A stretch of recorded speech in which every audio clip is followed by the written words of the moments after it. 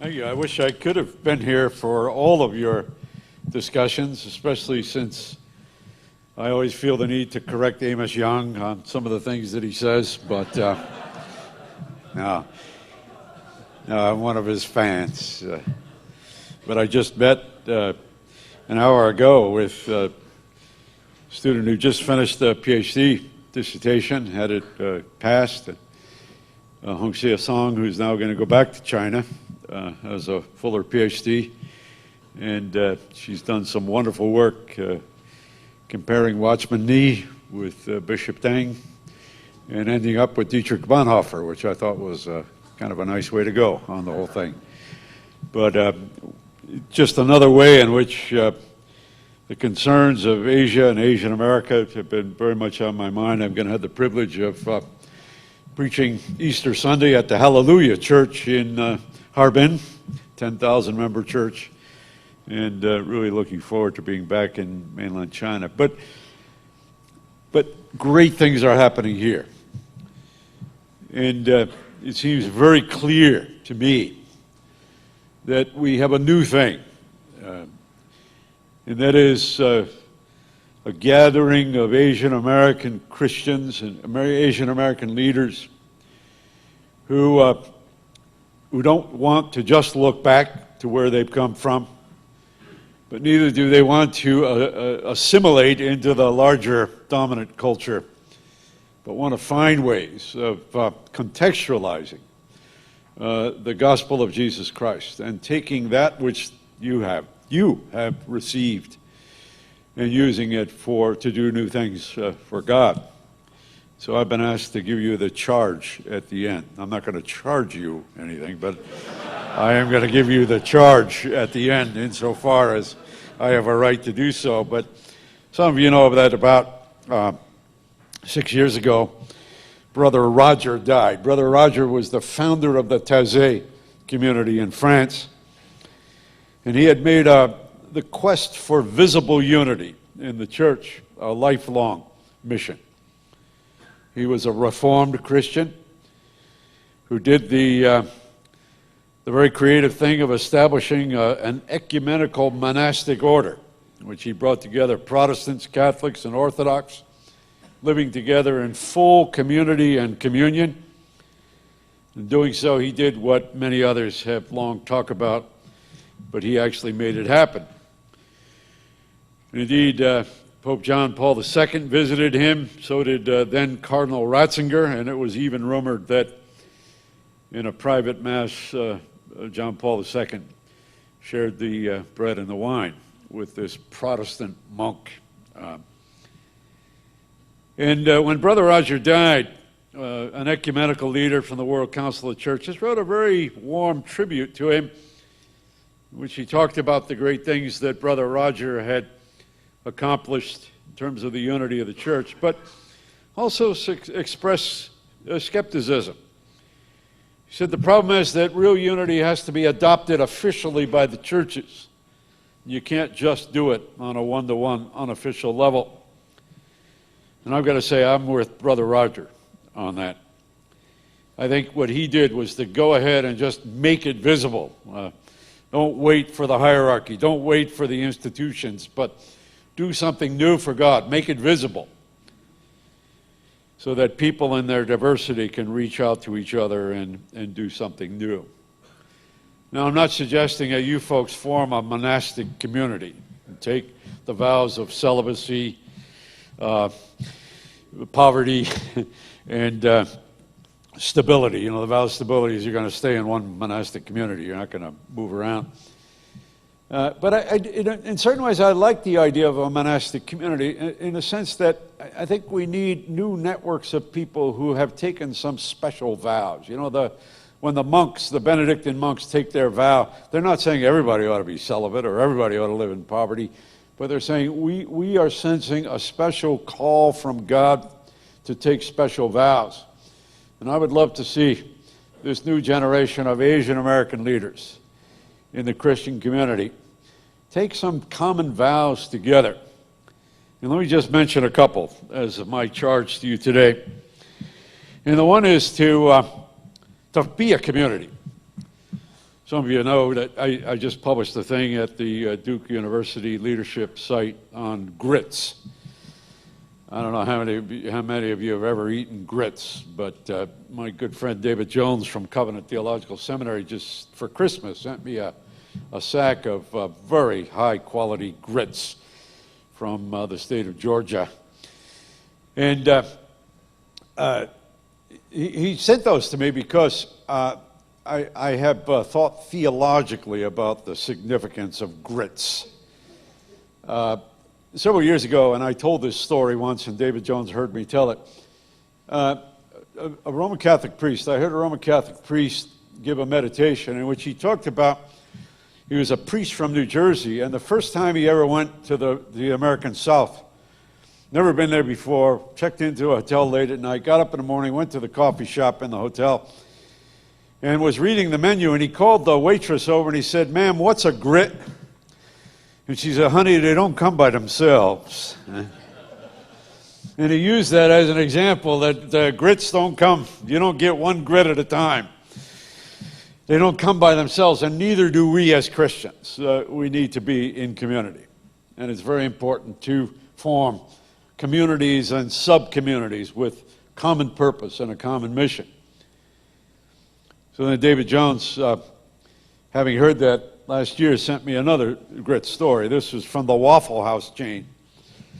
This guy goes into the Waffle House and he orders bacon, eggs, and whole wheat toast, and a waffle. And when the waitress brings the plate, there are grits on the plate. And he said, "Ma'am, I did not order grits." And she said, "Honey, you don't order grits, it just comes." Now, there's a good joke between two Calvinists, huh? You don't order grace, it just comes. Huh? We have a sovereign God. And even if you're not a Calvinist, you can appreciate that. And so we are a community of people who don't come by ourselves. We need community. We need these networks of people who have common interests and even have taken some common vows, recognizing that we desperately need the grace that we cannot demand from God, but it just comes.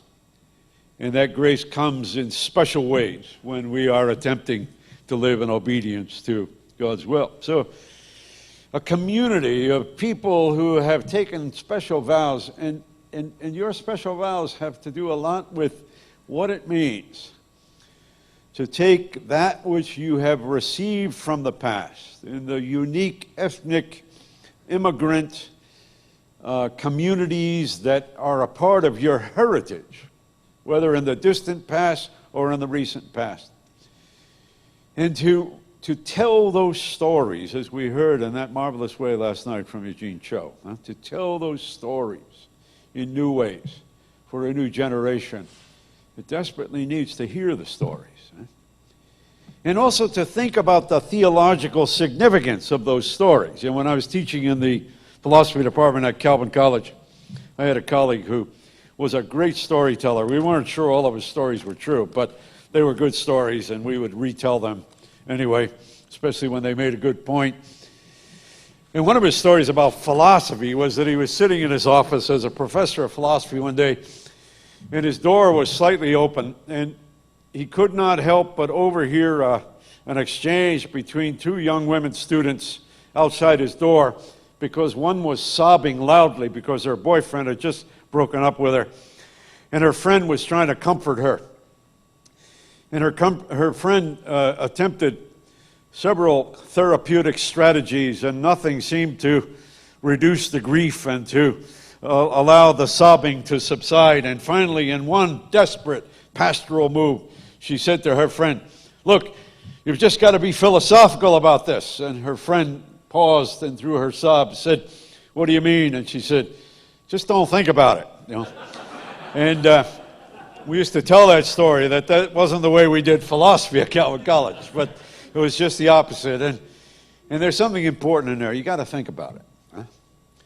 And it's so important for us to have a network of leaders in the Asian American Christian community here in North America to be thinking theologically, to be reflecting on what it means to understand God's call to us in this very complex culture with all of the wonderful challenges and all of the very difficult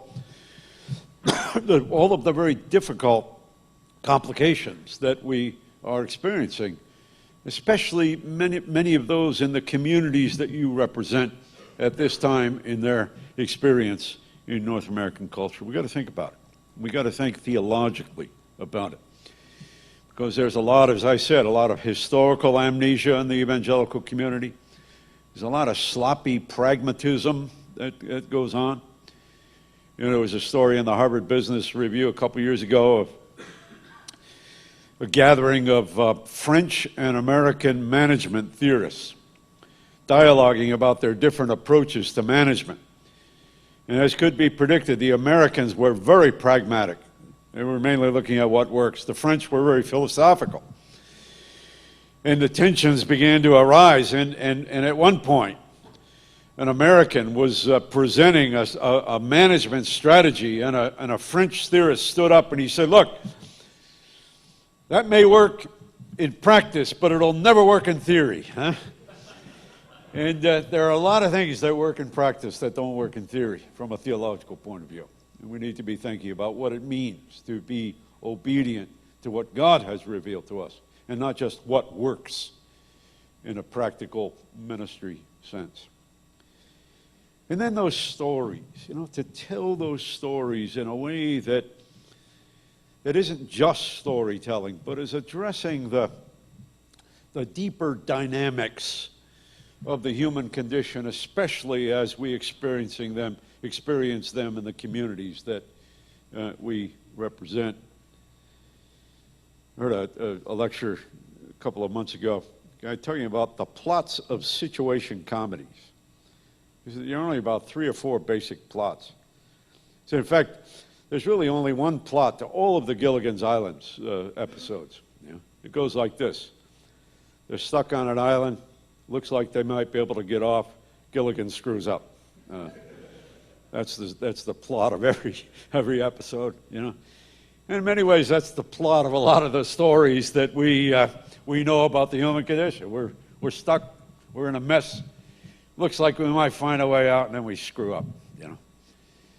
And it's important for us to recognize that plot line and the various plot lines. You know, many of you know that I get a lot of my theology from hymns, and Christmas carols for me are a very special resource. And the one line that I just love more than any other in any Christmas carol is a very familiar one from O Little Town of Bethlehem.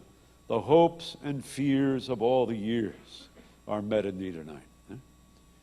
That the hopes and fears of all the years are met in the Savior whom God sent to Bethlehem and who ultimately went to the cross on our behalf. The hopes and fears of all the years. And we're attempting to minister to a new generation. You folks are ministering to a new generation of Asian Americans, in some cases reaching out to other ethnic groups. And these new generations are experiencing their own hopes and fears. And it's so important for us to be exegeting, to be interpreting the plot lines, the hopes and fears of the people to whom we are sent by God with this wonderful message. And to tell the story of Jesus and his love. You know, there's another great hymn, huh? And a great line there. Love to tell the story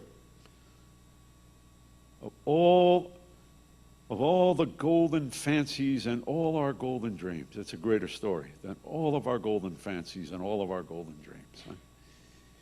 And it's so important that we continue to tell the old story of Jesus and his love in response to and in a contextualization of that story to the hopes and fears of all the years as we experiencing them in the places where God calls us to serve. Be a community. Think about it theologically and tell the story of Jesus and his love. That's my charge to you. Thank you, and God bless you all.